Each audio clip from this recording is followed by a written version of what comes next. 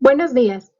Nosotras somos Jessica López, Vanessa Mejía y Adriana Ramírez, y en esta presentación vamos a explicar algunos signos radiológicos de abdomen.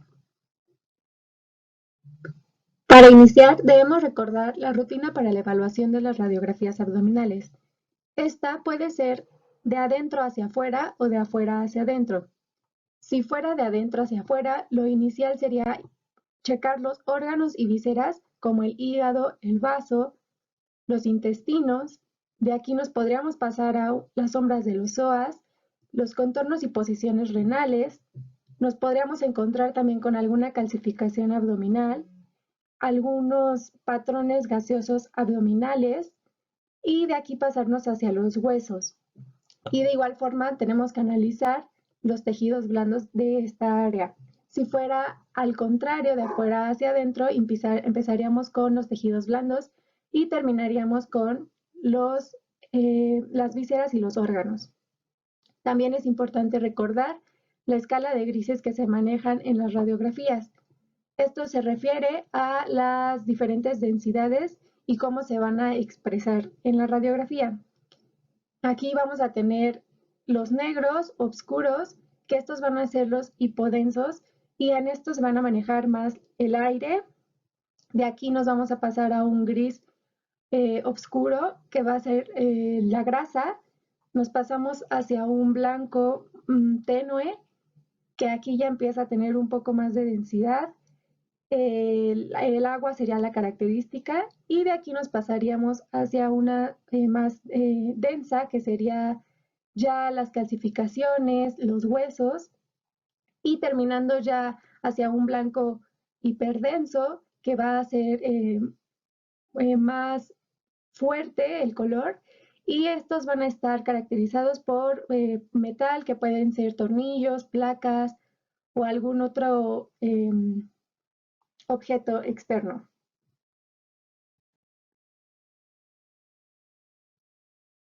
Para las radiografías es importante saber que generalmente van a ser radiografías simples de abdomen.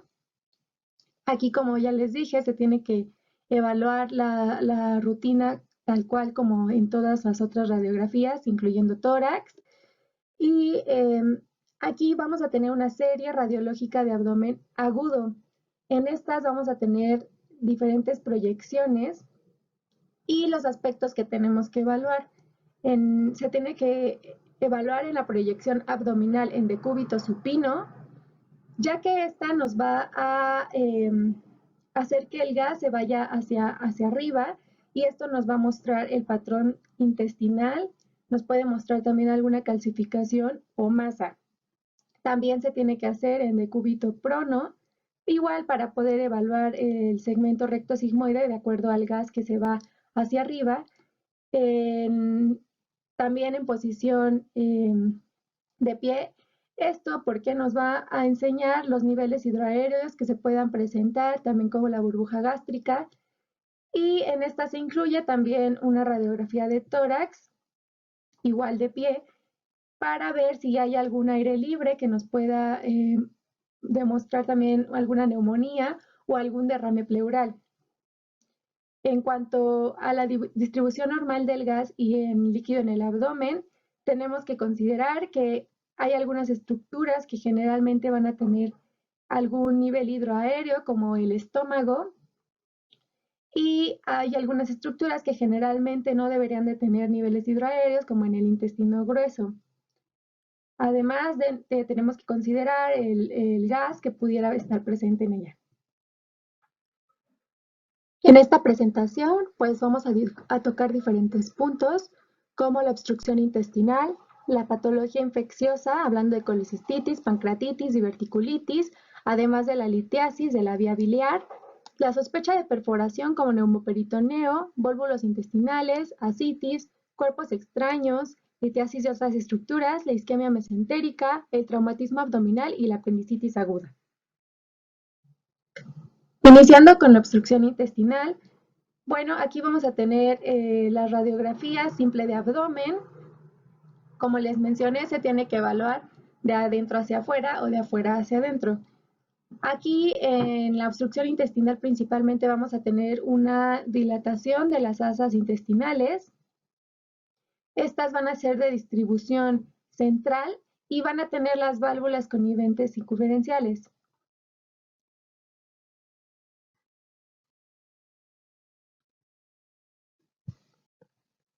De igual forma, tenemos el signo de pila de monedas y este está dado por la infiltración difusa de submucosa por edema o por hemorragia. En este caso vamos a tener una imagen como donde se encuentran las flechas que nos dan la apariencia de monedas apiladas verticalmente, como la imagen de su derecha. La formación de niveles NU invertida, esto igual nos habla de obstrucción intestinal, como la que podemos ver en la imagen de la derecha señalada con la flecha amarilla. Y de igual forma en la radiografía simple que se encuentra a la izquierda, que podemos ver cómo está la dilatación de las asas intestinales, además de mostrarnos otro signo característico que vamos a ver más adelante, que es el signo de la escalera. En el signo de la escalera podemos ver cómo las asas intestinales están dilatadas, formándonos así la apariencia de los escalones de una escalera y cómo van subiendo. Además, bueno, podemos ver los niveles hidroaéreos en bipedestación. Como les mencioné antes, es importante recordar en las estructuras donde normalmente podemos encontrar niveles hidroaéreos, como serían el estómago, en el intestino delgado algunas veces y que generalmente en el intestino grueso, en colon, no se debería de ver. En este caso, pues podemos ver los diferentes niveles hidroaéreos que se están formando a lo largo del trayecto. Otro signo característico es el signo de collar de cuentas o también llamado de rosario, en el que vamos a visualizar pequeñas burbujas que van a estar acumuladas en los recesos de las válvulas. Como pueden ver en la imagen de la izquierda, señalado con la flecha roja, tenemos unos pequeños eh, burbujas que van formando la apariencia de un collar, que está precisamente en la imagen izquierda. Del lado derecho ya podemos ver las burbujas, pero un poco más grandes. En cuanto a la dilatación de asas en una distribución periférica, aquí tenemos que considerar que las austras en colon no van a rodear todo el diámetro del asa y pues van a ser más gruesas. Aquí tenemos que evaluar en qué espacio del trayecto se encuentra el aire y en cuál no. Esto nos va a orientar a si la válvula cecal es competente o incompetente. En el caso de una válvula cecal competente, pues el aire no va a pasar hacia el intestino delgado, haciendo que se quede todo el aire en colon. Entonces, esto nos va a aumentar el riesgo de alguna perforación intestinal. En el caso de que la válvula cecal sea incompetente, el aire va a pasar sin problema hacia el intestino delgado y pues esto nos va a mostrar en la radiografía aire en intestino delgado además. Y bueno, también tenemos que evaluar que en la ampolla rectal no exista gas, como en la radiografía del lado derecho. De igual forma, tenemos obstrucciones de alto grado y estas las vamos a ver como la presencia de más de 2 niveles hidroaéreos, como podemos ver en la radiografía, que hay múltiples niveles hidroaéreos. Y pues aquí tendríamos que medir la anchura que sea mayor de 2.5 centímetros y que la diferencia de altura de los niveles del mismo asa sean mayor a 2 centímetros igual. En el signo de la doble burbuja, este va a ser principalmente visto en neonatos y va a estar caracterizado porque va a haber una burbuja a nivel estómago, además de una burbuja a nivel de duodeno. Y esto está principalmente caracterizado por alguna atresia duodenal, algún volvulo intestinal o alguna malrotación en el trayecto intestinal, lo cual pues nos va a provocar que haya una dilatación, se acumule el aire y por eso nos muestra el signo de la doble burbuja. En el caso del signo de la triple burbuja, igual es común en neonatos. La etiología pues es parecida a la de la doble burbuja, pero aquí la diferencia es que vamos a encontrar la burbuja a nivel gástrico, a nivel intestinal en duodeno, pero además vamos a encontrar una tercera burbuja que va a estar a nivel de yeyuno proximal. En el signo de la diana o del sombrero mexicano, esta va a estar dada a nivel intestinal por la presencia de algún pólipo. Entonces, aquí, como podemos ver en la imagen de la izquierda y en la imagen de la derecha, estamos ante una radiografía. Aquí ya tenemos contraste varitado. Entonces, lo que podemos observar es cómo el contraste se adhiere a la circunferencia del pólipo, como podemos ver en la imagen de la izquierda, y da la apariencia desde enfrente como a un sombrero mexicano.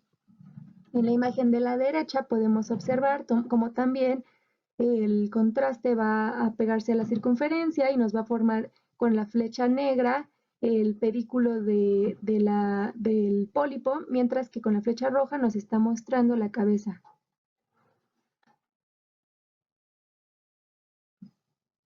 Hablando ya de patología infecciosa, vamos a iniciar con la colecistitis. En este caso, en la colecistitis crónica, el signo característico o muy probable es la vesícula de porcelana.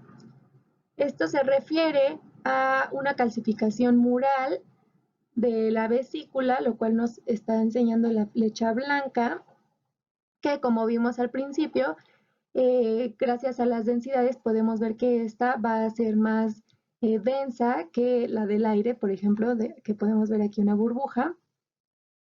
Y es por eso que parece de porcelana. En el caso de la colecistitis aguda enfisematosa, aquí lo que vamos a observar va a ser una línea de aire que se va a estar presentando alrededor de la vesícula. Esto gracias a la misma enfermedad que se está saliendo y pues también podemos ver la presencia de algunos niveles hidroaéreos. En el caso de la colangitis, aquí por ejemplo tenemos un estudio que es una CEPRE y aquí podemos evaluar la dilatación ductal gracias al medio de contraste que nos indica acerca de la colangitis. Hablando ya de colelitiasis, en este caso pues va a ser la presencia de las calcificaciones a nivel vesicular y aquí, por ejemplo, podemos ver en la imagen de la izquierda cómo nos presenta dos calcificaciones justo por detrás, en este caso, de las costillas. Y como les mencioné, recordemos que van a ser hiperdensas a comparación del aire que se ve negro. En el caso de la derecha podemos observar también colelitiasis, pero aquí ya son pues mucho más de dos. En el caso del signo de Mercedes-Benz o de la estrella, podemos observar cómo se va a ingresar el aire entre los litos, lo cual nos va a dar la apariencia del signo característico de esta marca de autos. Entonces, como podemos observar, se forma aquí la estrella. En el caso de la coledocolitiasis, aquí podemos observar cómo se ingresó el medio de contraste y a nivel de colédoco, como nos enseña la flecha roja, podemos ver cómo se va alrededor del hito, rodeándolo y mostrándonos la circunferencia de este. Pasando ya a la diverticulitis, aquí tenemos que recordar que la diverticulitis va a ser la inflamación de los divertículos, que vamos a ver más adelante, que es la diferencia de la enfermedad diverticular. Y pues en esta vamos a tener una dilatación de las asas intestinales, además de la presentación de niveles hidroaéreos, y va a haber un neumoperitoneo. Aquí podemos comparar ya en la enfermedad diverticular cómo nada más va a estar la presencia de las imágenes de los divertículos, cómo van saliendo a lo largo del tracto. Sin embargo, pues aquí ya es menos probable que se encuentre algún nivel hidroaéreo o algún neumoperitoneo. En el signo del halo, esta va a estar mostrándonos por igual en una imagen donde va a haber contraste varitado. Y este va a ser el signo, ya que se va a presentar una imagen con una línea radiolucente que queda entre el contraste que rellena el divertículo y el de la luz duodenal. Y esto pues básicamente va a ser la pared del divertículo. Pancreatitis. Signo del abdomen sin aire. En este va a haber una ausencia relativa de aire en la radiografía simple de abdomen. Se ha asociado a diversas entidades patológicas, como la isquemia intestinal, especialmente con oclusión mesentérica venosa. Puede producir grandes cantidades de líquido intraabdominal, dando lugar a un abdomen sin aire. También se ha descrito en pacientes con pancreatitis aguda y en sujetos normales, por lo que realmente se trata de un signo muy inespecífico. Signo de la almohadilla antral. Es un signo visible en la radiografía con contraste de abdomen, donde se observa el estómago, en una impronta extrínseca sobre la curvatura mayor del estómago, que señalan las flechas. Debido a una o varias causas que produzcan aumento del tamaño de la cabeza pancreática, entre las que se encuentran el carcinoma pancreático, tumores benignos de páncreas, pancreatitis y pseudoquistes pancreáticos. En realidad es un signo muy inespecífico que puede deberse a otras patologías de asiento retroperitoneal, como adenopatías, entre otras. Una vesícula distendida también puede provocar la impronta sobre el antro gástrico en la posición oblicua anterior derecha. En la imagen se observa una radiografía de un paciente con seminoma. El signo es debido a la presencia de adenopatías retroperitoneales. Signo de Poppel. La causa más frecuente de crecimiento de la ampolla de Vater, la cual está señalada por las flechas, es la inflamación edematosa secundaria a la pancreatitis aguda. Se manifiesta como un defecto de represión duodenal en el estudio varitado. También puede observarse una imagen similar en pacientes con úlcera duodenal aguda o con impacto de un cálculo colédoco. La imagen corresponde al signo visto en un paciente con pancreatitis. Signo del 3 invertido o de Frostbert. Este signo se observa cuando hay un crecimiento de la cabeza pancreática por carcinoma, pancreatitis, entre otros. En la radiografía con contraste de abdomen, o también llamada estudio varitado.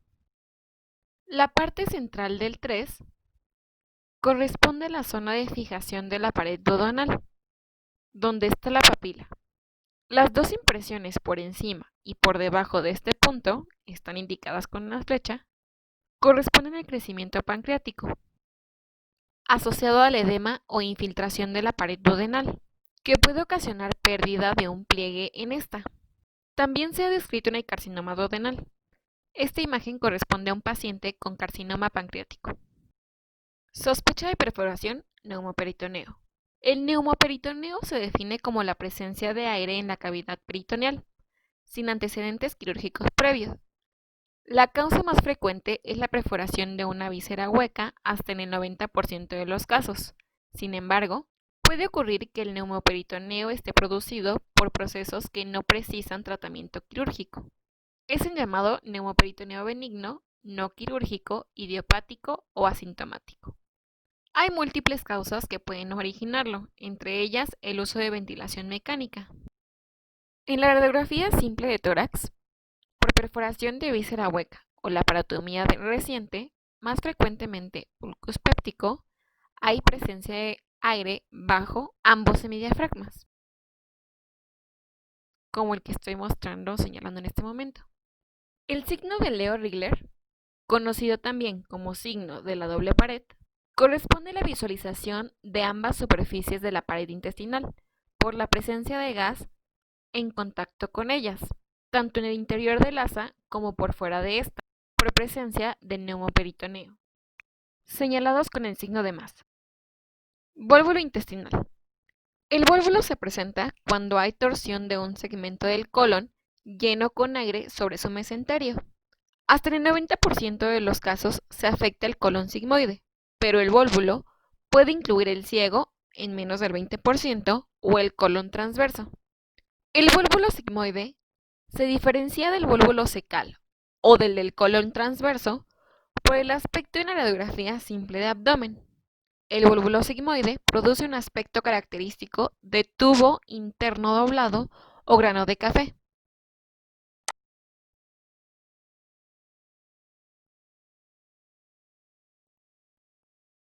Con la convexidad del asa situada en el cuadrante superior derecho, contrario al sitio de obstrucción.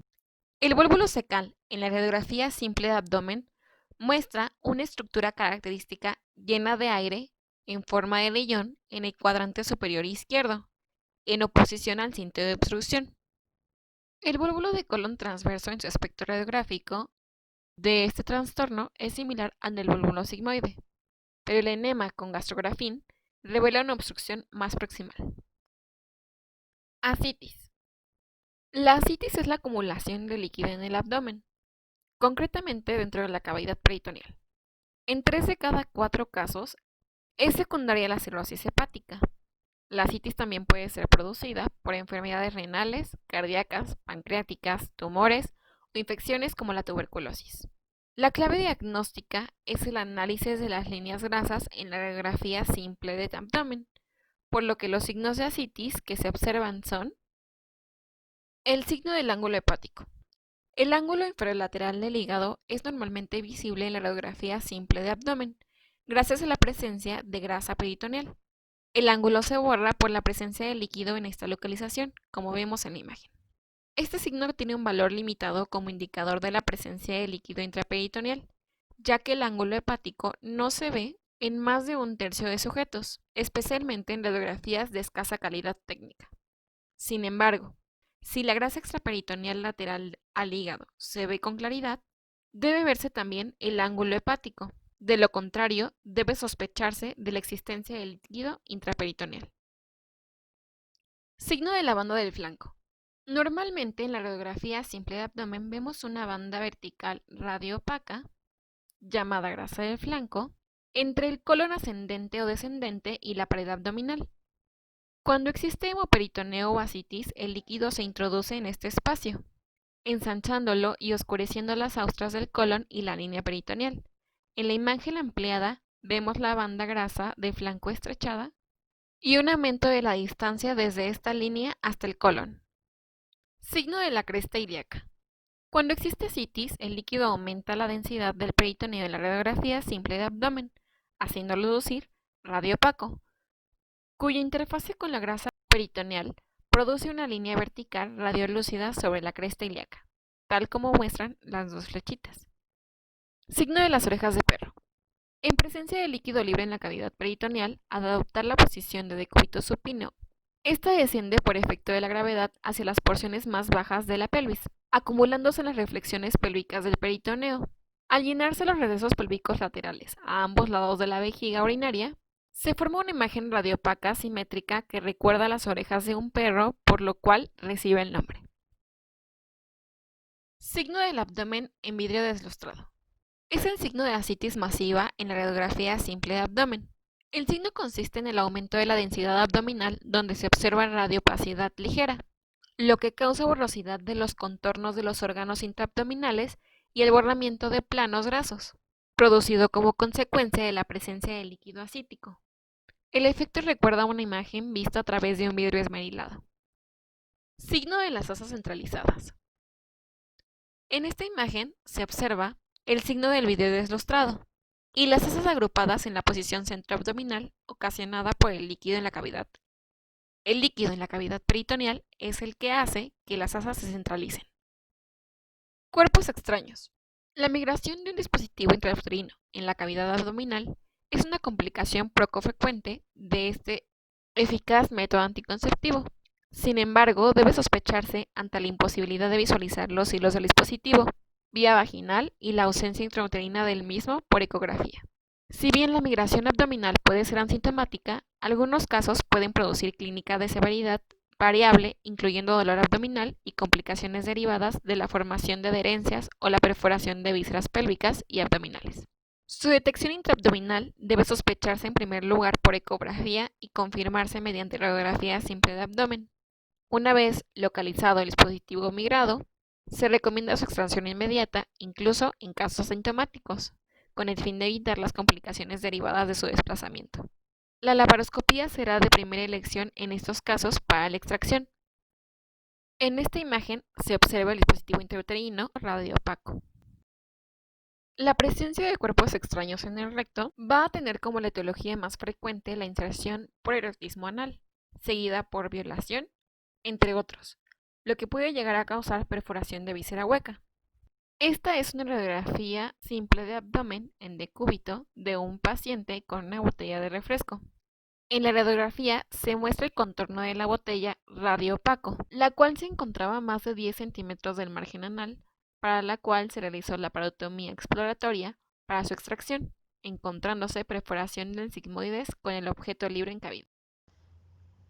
A través de las radiografías convencionales es posible determinar la naturaleza de la mayor parte de las calcificaciones a través del estudio del patrón de calcificación y su localización anatómica. Por lo tanto, a una calcificación le estudiaremos su morfología, su localización y su movilización. Estudiando los patrones, las calcificaciones tienden a presentar con uno de los 4 siguientes patrones diferentes: calcificaciones en ribete, calcificación lineal o en vías de tren, calcificación laminada o laminar, calcificaciones de tipo nube, amorfa o en palomita de maíz. La calcificación de ribete es la calcificación que tiene un lugar en la pared de un órgano hueco, como si fuera un encaje. En la imagen podemos ver la calcificación en la pared de la aorta abdominal. Es un hallazgo frecuentemente en la aterosclerosis, especialmente en los pacientes con diabetes mellitus. En el paciente de la imagen, la aorta está aumentada en calibre y muestra una calcificación en ribete, que son lo que muestran las flechas blancas. La pared opuesta también está calcificada, pero muestra solapamiento con la columna vertebral. Se considera que existe un aneurisma cuando el diámetro de la aorta abdominal supera a más del 50% de su diámetro normal. Otro ejemplo son los quistes. Estos son infrecuentes, se pueden dar en quistes renales, esplénicos o extraabdominales, como es el caso de la imagen que se encuentra en esta diapositiva. Es un quiste que se está señalando con las flechas y tiene pues su calcificación en ribete. En la imagen derecha podemos ver un aneurisma y en la imagen izquierda podemos ver otro ejemplo que son los órganos saculares, como es la vesícula biliar, que se da en porcelana o también se le llama en porcelana. Las calcificaciones en vías de tren son calcificaciones que tienen lugar en las paredes de las estructuras tubulares. A comparación del anterior, que eran estructuras vacías, estas van a ser estructuras tubulares. Se puede dar en arterias, como son la aterosclerosis o trombos largos y lineales, que también se llaman flebolitos, o también se puede dar en las estructuras tubulares como son las trompas de falopio, conductos deferentes o uréteres. En la imagen de la derecha se observa una calcificación lineal o en vías de tren, las señaladas por las flechas negras. Muestra un patrón que indica que la calcificación tiene un lugar en las paredes de una estructura tubular. La calcificación de la imagen se sitúa en la pierna y corresponde a la arteria femoral. Este tipo de calcificaciones parietales se observan en las arterias, no en las venas, y generalmente es secundario a aterosclerosis, asociado a menudo a diabetes. También se observan los pacientes con nefropatías crónicas. En la imagen de la izquierda se muestra una calcificación de los conductos deferentes. El paciente de la imagen muestra dos calcificaciones en vías de tren localizadas simétricamente a cada lado de la vejiga y que acaban en la uretra. El paciente también presentaba una hipertrofia prostática que provocaba una elevación de la base de la vejiga. Este tipo de calcificaciones aparece en la pared de las estructuras tubulares.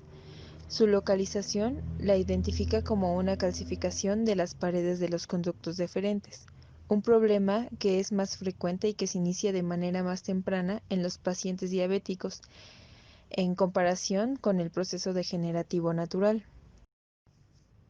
Las calcificaciones laminares se forman alrededor de un nido existente en el interior de una luz hueca. O sea, la calcificación va a ir dándose concéntricamente en capas. También se le llaman cálculos, litiasis, pueden ser cálculos renales, cálculos ureterales. En la imagen de la izquierda se muestra la vesícula biliar calcificada. Se observa una calcificación laminar en el hipocondrio derecho, que se muestra con la flecha negra. La laminación la identifica como un cálculo que se ha formado en un órgano hueco. La localización anatómica indica que está en el interior de la vesícula biliar. Puede observarse los anillos alternados de material calcificado y no calcificado, que se forman a medida que el cálculo se desplaza en el interior de la luz de la vesícula biliar. En esta imagen se observa un cálculo renal.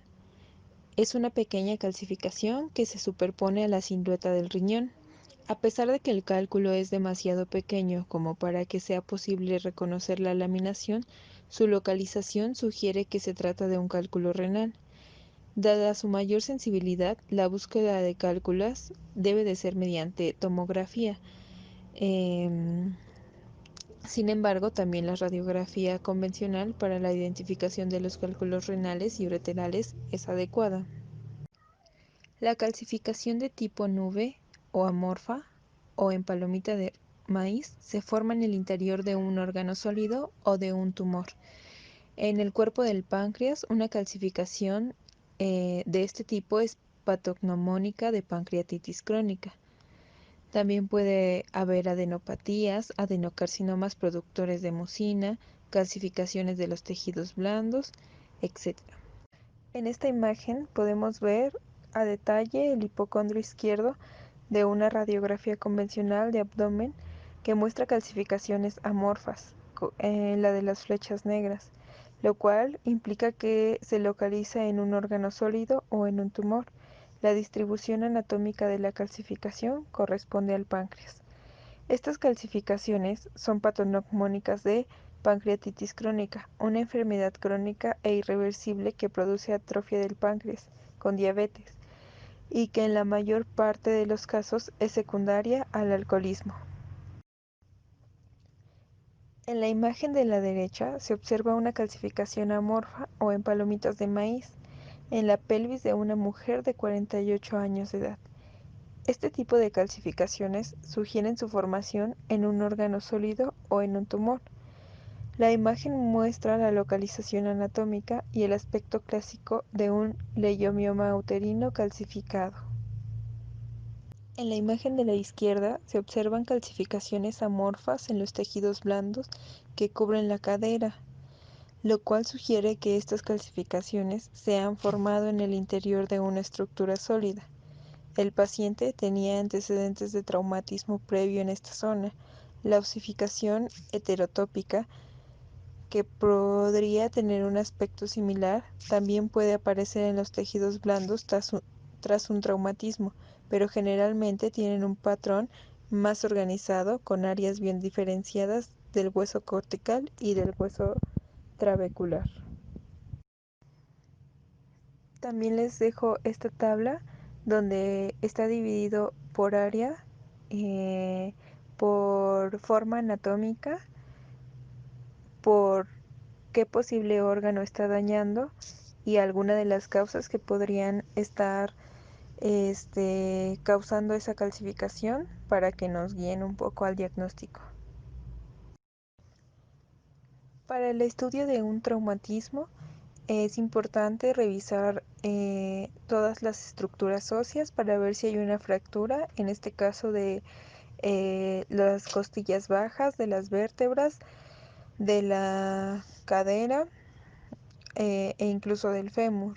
Ver si no hay algún tipo de tumor, ya sea que se vea benigno o maligno, si hay cambios degenerativos como artrosis, osteofitos o si hay osteoporosis en los huesos.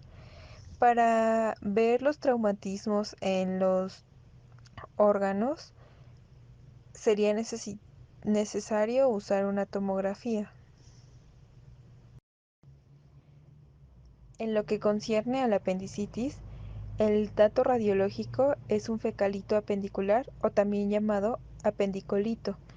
Es el signo más específico. Sin embargo, también podemos encontrar ciertos hallazgos como la disminución de aire en el tracto intestinal como consecuencia de los vómitos y anorexia, presencia de asas dilatadas en el cuadrante inferior derecho, escoliosis lumbar con desviación hacia la derecha, estiramiento del psoas y músculos paraespinales por el dolor, borramiento de la línea grasa de músculos psoas, aire en el apéndice, pérdida de planos grasos pélvicos y aumento de la densidad, efecto masa. Como se puede ver en las imágenes, en la parte inferior izquierda se puede ver como una piedrita muy cerca de donde se encuentra la apéndice. Estas son las bibliografías y algunos links que ocupamos para realizar este video. Esperemos les haya servido.